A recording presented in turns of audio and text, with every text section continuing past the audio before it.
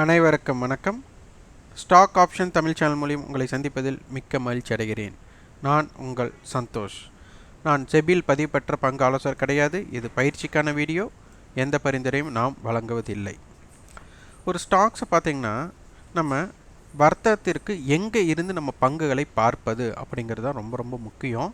ஏன்னா நிறைய பேர் பார்த்திங்கன்னா ஹோம்ஒர்க் பண்ணுவாங்க. இந்த ஸ்டாக்ஸ் வந்து இந்த பிரேக் அவுட்ஸில் இருக்குது, இந்த வாய்ப்பு இருக்குது, அந்த வாய்ப்பு இருக்குது அப்படின்னு சொல்லிட்டு நிறைய எடுத்து வைப்பாங்க. ஆனால் அடுத்த நாள் பார்த்திங்கன்னா அந்த ஸ்டாக்ஸ் மட்டும் மூவ்மெண்ட் ஆகாது, வேறு ஸ்டாக்ஸ் வந்துகிட்டே இருக்கும். அப்போது எந்தெந்த ஸ்டாக்ஸ் அன்னைக்கு ட்ரெண்டில் இருக்கோ அதனை நம்ம பார்க்க வேண்டிய கட்டாயத்தில் இருக்க வேண்டும். அது எங்கே பார்ப்பது அப்படிங்கிறது தான். இப்போ பார்த்திங்கன்னா நம்மளுக்கு என்எஸ்சியில் மார்க்கெட்டில் நிறையா ஸ்ப்ளிட் இருக்குது. அதில் வந்துட்டு நிஃப்டி அப்படின்னு பார்த்தோம்னா அதில் 50 நிறுவனங்கள். அப்போ 50 நிறுவனங்களுடைய ஆவரேஜ் சராசரி தான் நம்மளுக்கு நிஃப்டி. அதே மாதிரி பேங்க் நிஃப்டி, அதே மாதிரி உங்களுக்கு ஐடி செக்டார்ஸ், நிறைய செக்டார்ஸ் இருக்குது.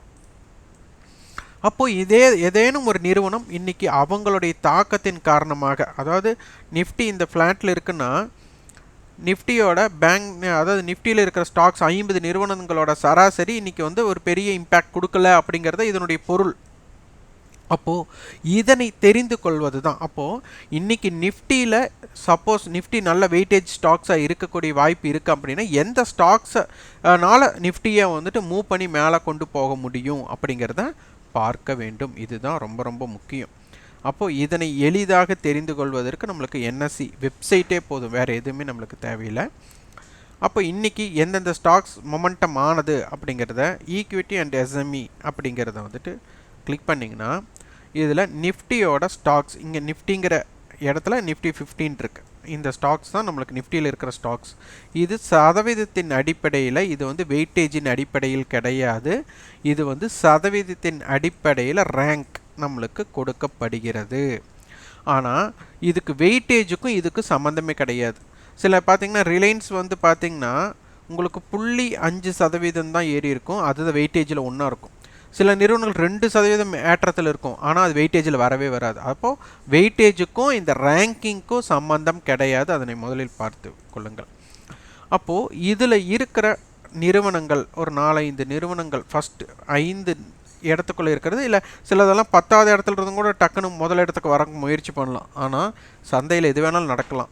அப்போ இந்த மாதிரி ஸ்டாக்ஸில் ஏதேனும் வீக்லி பிரேக் அவுட்ஸ் இருக்கிறதா அப்படிங்கிறத நீங்கள் செக் பண்ணணும். அப்போ வீக்லி பிரேக் அவுட்ஸ் இருந்ததுன்னா அதனுடைய தாக்கம் அது வந்துட்டு கரெக்டான பிரேக் அவுட்டாகவும் இருக்கலாம், ஃபால்ஸ் பிரேக் அவுட்டாகவும் இருக்கலாம்.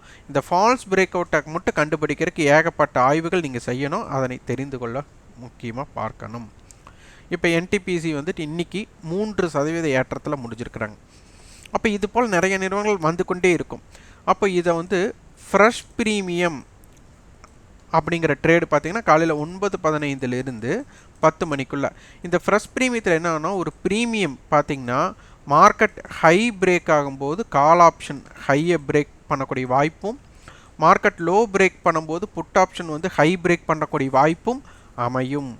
ஆனால் இன்பிட்வீன் கேப் அது ஒரு 10 மணிக்கு மேலே ஒரு 2 மணிக்குள்ளே பார்த்தீங்கன்னா மார்க்கெட் வேணால் ஹை பிரேக் பண்ணலாம், ஆனால் ஆப்ஷனுடைய ஹையுக்கும் அந்த டைமில் லாஸ்ட் ட்ரேடிங் ப்ரைஸுக்கும் வித்தியாசம் வர தொடங்கிடும்.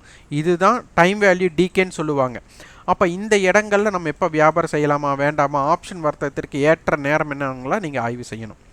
அதற்கு நம்மளுக்கு என்டிபிசி கிளிக் பண்ணுமே நம்மளுக்கு வந்துட்டு அதில் ஹிஸ்டாரிக்கல் டேட்டான் இருக்கும். அந்த ஹிஸ்டாரிக்கல் டேட்டாவில் நம்மளுக்கு இது பார்த்திங்கன்னா இப்போ சமீப காலத்தில் நம்மளுக்கு 170 ரூபாயை இது கடக்கவில்லை. கடந்த ஒரு வாரத்தில் வீக்லி அனலைசிஸை நீங்கள் பார்க்கும்போது அப்போ இன்றைய ஆரம்பம் 169 ரூபா. அப்போது 170 ரூபா தாண்டிட்டாலே நம்மளுக்கு லாஸ்ட் வீக்கோட ஹைக்கு மேலேயும் ஓப்பனுக்கு மேலே இருக்கும்போது பையிங் ப்ரெஷர் கிரியேட் ஆக வாய்ப்புகள் அதிகமாக இருக்கும். அது எத்தனை நேரம் நிலை பெற்றால் அப்படிங்கிறதால இல்லை, அது நீங்கள் ஆய்வு செய்து கொள்ளுங்கள்.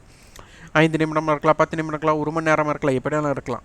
ஆனால் இந்த இடத்துல நின்னதுக்கப்புறம் பார்த்திங்கன்னா ஒரு கிட்டத்தட்ட 2% ஏற்றம் கொடுத்துள்ளது. இது ரொம்ப ரொம்ப முக்கியம். அதுக்கு அடுத்தது இதோட அட்டவணை நம்மளுக்கு வேணும். அட்டவணையில் என்ன மாதிரி ஹெட்ஜிங் மெத்தட் அதுக்குள்ளே இருக்குது அப்படிங்கிறத தெரிந்து கொள்ளணும். இப்போ இது பார்த்திங்கன்னா ஒரு ஸ்ட்ராங்கல் இருக்குது, 170 ரூபா டு 175 ரூபாய்க்குள்ள ஒரு ஸ்ட்ராங்கல் இருக்குது. அப்போ ஆப்ஷன் செயின்குள்ளே போயிட்டிங்கன்னா அதனுடைய ப்ரீமியத்தை நம்ம உடனே கணக்கிட்டு பார்க்கணும். இப்போ நாளைய லெவல்ஸ்ன்னு பார்க்க போனால் இதனுடைய ப்ரீமியம் அப்படின்னு பார்க்க போனால் இந்த 2 ப்ரீமியத்தை ஆட் பண்ணால் நம்மளுக்கு கிட்டத்தட்ட 3 ரூபாய்க்கு உட்பட்டு வரப்போகுது. அப்போது 173 ப்ளஸ்னால் அப்போ 176ம் 170 இந்த ரேஞ்சுக்குள்ளே இந்த ஸ்டாக்ஸ் வந்து இருக்கக்கூடிய வாய்ப்பாக இருக்கும். இதை பிரேக் அவுட் பண்ணும்போது தான் ஒரு பெரிய மாற்றத்திற்கு உட்பட்டு வரக்கூடிய வாய்ப்புகள் இருக்கும். அப்போ இன்றைய லெவல்ஸில் அப்போ இவங்களுடைய தாக்கம் நாளை தினம் எப்படி இருக்குது அப்படிங்கிறத பாருங்கள். அடுத்து நம்மளுக்கு பிரிட்டானியா இன்றைக்கி 1% ஏறி முடிஞ்சிருக்கு. அப்போ பிரிட்டானியாவோட ஹிஸ்டாரிக்கல் டேட்டா பாருங்கள். இதனுடைய வீக்லி டேட்டாஸ் நம்மளுக்கு பார்த்திங்கன்னா 4527, 4545, 4588, 4617, 4000. அப்போது இந்த வீக்லிலேயே பல ஹை இருக்குது. இப்போ இன்றைக்கி முடிஞ்சதோட ஹையை விட நம்மளுக்கு பல ஹை இருக்குது.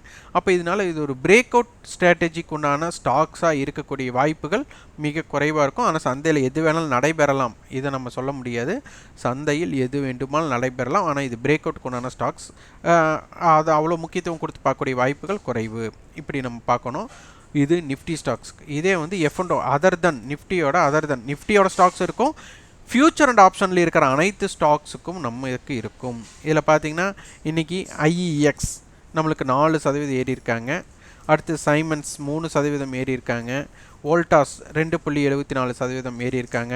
அப்போ இந்த மாதிரி நிறுவனங்களை நீங்கள் தேர்ந்தெடுக்கணும். ஆனால் இதை ஆய்வு செஞ்சு நாளைக்கு இதை ஒர்க் பண்ணுறதை விட நாளைக்கு இந்த இடங்களில் எந்தெந்த ஸ்டாக்ஸ் இருக்குது அப்படிங்கிறத பார்த்து வியாபாரம் செய்யக்கூடிய இடத்தில் நாம் இருக்க வேண்டும். அடுத்தது காலையிலே ஃப்ரெஷ் பிரீமியத்துக்கு தேர்ந்தெடுக்கணும். இந்த ப்ரீ ஓப்பன் ஸ்டாக்ஸ் இதை வலியுறுத்திட்டே இருக்கிறோம். ஏன்னா காலையிலேயே நம்மளுக்கு யார் gap up or gap down அப்படிங்கிறது தெரிஞ்சிடும்.